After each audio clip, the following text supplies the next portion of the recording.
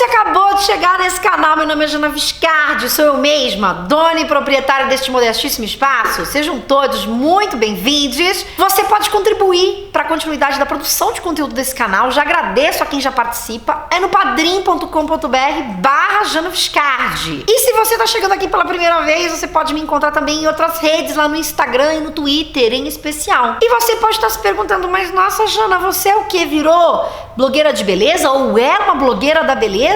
Você está usando uma máscara? Vai nos ensinar a utilizá-la? Não vou! No domingo eu decidi postar uma fotografia em que eu estava abraçada com a minha cachorra. E aí eu por um momento titubeei e quase não postei a foto. Por quê? Porque eu me vi com algumas linhas de expressão muito evidentes e com rugas ao redor dos olhos muito evidentes naquela fotografia. E é claro que tem foto que aparece mais, tem foto que aparece menos, tem dia que você tá mais cansada, menos cansada. E aí nesse dia eu olhei e falei, eita, tô com cara de cansada e com as rugas muito aparecendo, eu não vou postar. E eu decidi postar e decidi junto com isso falar sobre a questão justamente desse olhar que a gente tem sobre si mesmo, essa preocupação que a gente tem com as próprias rugas e com esse processo, portanto, de envelhecimento. Peraí que eu vou ter que tirar esse negócio, porque realmente não vai dar pra ficar com ele. Acho que agora sim ficou melhor. E aí o meu convite aqui hoje é pra gente fazer essa reflexão que pra mim ela passa necessariamente pelo olhar, não só pra mim, né, pra muita gente, ela passa pelo olhar que a gente tem sobre o nosso próprio corpo.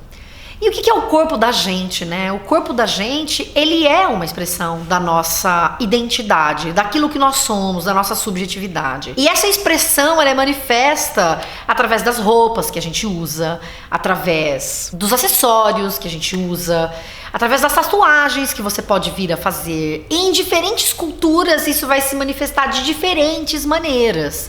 Você vai ter diferentes formas de grafismos que são pintadas no corpo em diferentes regiões do mundo. Você vai ter diferentes peças de roupa que são utilizadas pelos indivíduos ao redor do mundo ou por comunidades dentro de um mesmo país, dentro de uma parte da cidade em que você vive.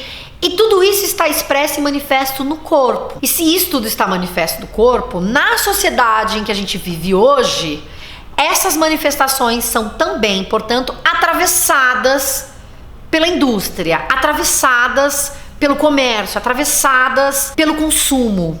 Porque você, ao tentar se expressar através do seu corpo e, portanto, de uma roupa ou de um acessório ou de uma tatuagem, você necessariamente vai estar consumindo alguma coisa. Aliado a isso, o fato de que vivemos em uma sociedade em que cada vez mais as individualidades são significativas, valorizadas e direcionadas, o olhar é muito focado no indivíduo. Esse olhar para o corpo, para essa subjetividade, para essa identidade, fica cada vez mais, eu não sei se cada vez mais, mas ele fica muito significativo e importante. E aí você me pergunta, nossa Jana, mas então o que é que tem a ver isso com o envelhecimento? Tem a ver que se as nossas identidades elas são atravessadas de alguma forma pelo consumo, pelas instituições dessa forma, isso significa, portanto, que você, inevitavelmente, a sua visão sobre si mesmo e sobre os outros vai ser também, e sobre esses outros corpos, né, vai ser atravessada também por esse comércio, por esse consumo e por essas instituições. Você vai ter aí, né, sei lá, na antropologia, nas ciências sociais, talvez, muita gente interessada em entender justamente o que são esses limites entre o que é a minha individualidade, a minha subjetividade, o meu entendimento e as minhas escolhas e as minhas vontades, frente ao que são essas imposições ou essas manifestações das instituições. Porque tá tudo ali junto e misturado. E aí, nesse sentido, você pode acabar se perguntando o que é que são as escolhas que eu faço para manifestar a minha individualidade e quanto é que são atravessadas por aspectos culturais da sociedade em que eu vivo, pelas instituições que compõem essa cultura e essa sociedade, pelas pessoas com as quais eu convivo, pela comunidade em que eu habito. Todos esses elementos são importantes para fazer parte dessa reflexão. E aí eu estava lendo um estudo falando justamente sobre esse fenômeno, o link vai estar aqui embaixo, em que vai trazer justamente essa reflexão sobre o ser e o parecer. Porque se o nosso olhar está muito voltado para o corpo, porque o corpo manifesta aquilo que somos, e ele é então essa imagem, o quanto é que uma indústria da beleza vai apontar pra gente o significado e a relevância do parecer para que vivamos melhor e da melhor forma. E o quanto, nesse sentido, a indústria da beleza pode revestir o seu discurso de tentativa de fazer com que você consuma mais ou de uma determinada forma, com diferentes artimanhas, no sentido de que ela vai usar diferentes estratégias a partir de um determinado, de uma lógica daquela sociedade, daquela comunidade. Não vai ser o mesmo discurso para todas as épocas. Você vai ver que a indústria da beleza é uma das indústrias que mais cresce. No Brasil ela cresce e cresce muito. E dentro dessa indústria da beleza tem tanto da indústria dos cosméticos e de perfumaria, quanto a indústria mesmo das cirurgias plásticas e de procedimentos estéticos. Uma estatística de uma associação internacional de cirurgia plástica, eu vou deixar o link aqui embaixo para vocês, diz que o Brasil é o segundo país em procedimentos totais, ou cirurgias plásticas ou intervenções estéticas. Vem atrás apenas dos Estados Unidos, que é muito maior em termos de população do que o Brasil. O Brasil, em contrapartida, dentro desse ranking, é o primeiro lugar em procedimentos na face e no pescoço. Em procedimentos em termos de cirurgias plásticas. E de novo, qual é o link que eu faço com o processo do envelhecimento e com esse post que eu fiz no meu Instagram? Eu pergunto para você como é que se envelhece? Como é possível envelhecer e o que é envelhecer em uma sociedade em que a indústria vai falar para você de cuidados com a beleza e que vai trazer imagens e discursos dizendo para a mulher o que é envelhecer e que envelhecer, na verdade, é não envelhecer. A indústria dos cosméticos vai te falar de anti-aging, de produtos anti-idade, ou seja, você está combatendo a idade que chega para todo mundo. Os procedimentos estéticos em que, por exemplo, dermatologistas vão dizer para as pessoas, eu mesma ouvi isso mais de uma vez, que eu deveria prevenir o aparecimento de rugas e linhas de expressão através da aplicação, sei lá, de botox ou de outros tipos de preenchimento. E aí eu pergunto para você, como é que nos atravessam esses discursos no nosso entendimento do que é envelhecer sendo mulher? E o quanto nos atravessam essas imagens todas que a gente vê hoje em dia no Instagram, no Facebook, nas imagens de cada uma dessas propagandas da indústria da beleza, em que o envelhecer é literalmente combatido.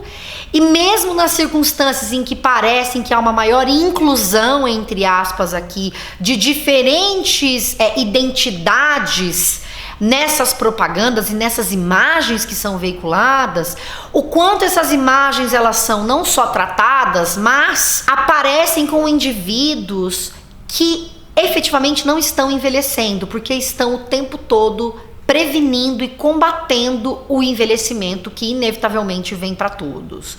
E nesse sentido, mesmo os filtros que aparecem no Instagram da vida e que fazem com que você fique com a cara lisa, acabam contribuindo para uma distorção daquilo que é a sua imagem, e isso não é uma novidade. E aí a minha pergunta é, qual é o impacto disso na subjetividade de cada um de nós nesse nosso processo de envelhecimento? Quando eu, muito individualmente ali no meu perfil no Instagram, me pergunto se eu devo ou não postar uma fotografia porque eu tenho linhas de expressão aos 39 anos, eu não tô falando aos 60 ou 70, mas aos 39, e me sinto de alguma forma constrangida porque deveria ter o rosto mais liso, o quanto não há nessa minha reflexão justamente uma distorção do que é um bom rosto, do que é uma boa pele, do que é uma boa face, em função daquilo que eu vejo ao redor de mim o tempo todo, do quanto somos bombardeados com isso o tempo todo, e nesse sentido, o quanto essas imagens trazidas pela indústria da beleza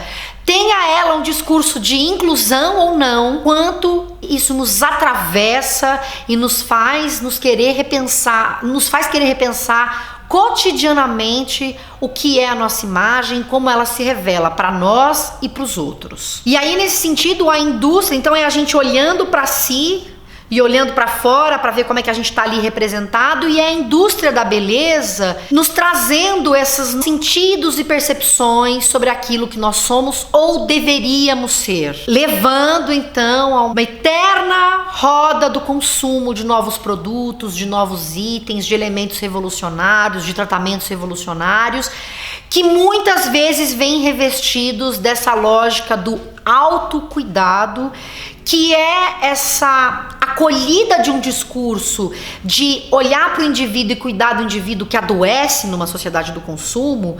E olha como é curioso, porque esse discurso, que é uma tentativa de cuidar desse corpo que adoece, é apropriado pela indústria da beleza e muitas vezes por esses indivíduos hoje, por exemplo, a gente vê na internet, pelos influencers que vão falar, sei lá, de autocuidado, de cuidado com si mesmo, e que são aí convidados a falar por marcas que se apropriam desses discursos. Essa questão não é simples, eu não estou dizendo isso para condenar as pessoas que participam de propagandas, não é. E aí, nesse sentido, eu quero te fazer um convite aqui. Eu quero que você preste atenção em anúncios de produtos para o rosto de quaisquer marcas. Quaisquer marcas, em especial as marcas grandes. Mesmo essas marcas que estão falando de representatividade, que estão falando de inclusão, que estão falando de diversidade. O que você vai ver em termos de produto para o rosto são marcas que apresentam pessoas com a pele lisa, bem lisa. E se não bem lisa, muito próximo do bem lisa. Peles que ou são muito jovens, de pessoas muito jovens, ou já foram trabalhadas por procedimentos estéticos. E isso sim tem esse impacto, eu chego lá agora então no meu Instagram, na forma como eu, Janaísa, que não fiz nenhum procedimento estético, e você na sua casa também, tô dando só o meu exemplo pra gente retomar o que eu falei lá no começo, como é que eu tô me enxergando e o quanto eu vou ficando inadequada naquele lugar, naquela sociedade, o quanto é difícil ir encontrando essa subjetividade e reconhecendo esse lugar no mundo de quem envelhece distante dos procedimentos estéticos, distante das cirurgias plásticas. Olhe para as atrizes da televisão, jovens de meia idade, eu não sei como é que se diz isso, ou mais velhas. Olhe para esses anúncios. Eu faço esse convite para você e você vai ver pessoas que ora não mexem a testa, ora não tem nenhuma mudança quando dão um sorriso e tem uma mudança aqui ao redor dos olhos. E eu não estou dizendo isso para demonizar indivíduos, mas para a gente fazer uma reflexão sobre o alcance desses discursos e o quanto eles estão desconectados em boa medida, das imagens que são veiculadas junto com eles. Então, se você olhar nos Instagrams aí da vida dessas marcas de beleza, você vai ver isso. Tá se falando de entidade com uma pele que é completamente lisa. De novo, não significa demonizar quem tá fazendo procedimentos estéticos, quem faz essa escolha, mas é de tentar entender o que é esse discurso da escolha. Ah, eu estou fazendo porque eu escolho, eu estou fazendo porque eu posso, eu estou fazendo porque eu quero me sentir bem.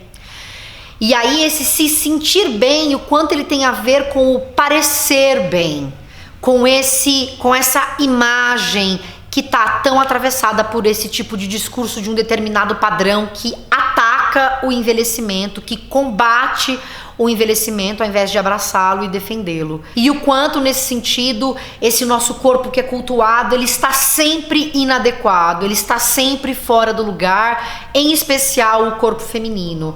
Eu acho que essa conversa, ela pode passar tanto pela questão da gordofobia, da presença de pessoas de diferentes etnias na sociedade. Então, eu acho que essa conversa ela pode permear diferentes discussões, não só do envelhecimento, que é a que eu trago aqui hoje. E aí, o quanto o uso dessa ideia do autocuidado, mais direto ou indiretamente por parte, pelo menos, da indústria da beleza, não tá aí conectado, na verdade, com uma obsessão pela beleza, que é a lógica da nossa sociedade, em que a gente o tempo todo é colocado a questionar aquilo que somos em termos de expressão corporal e física, né? Um beijo, tchau, tchau.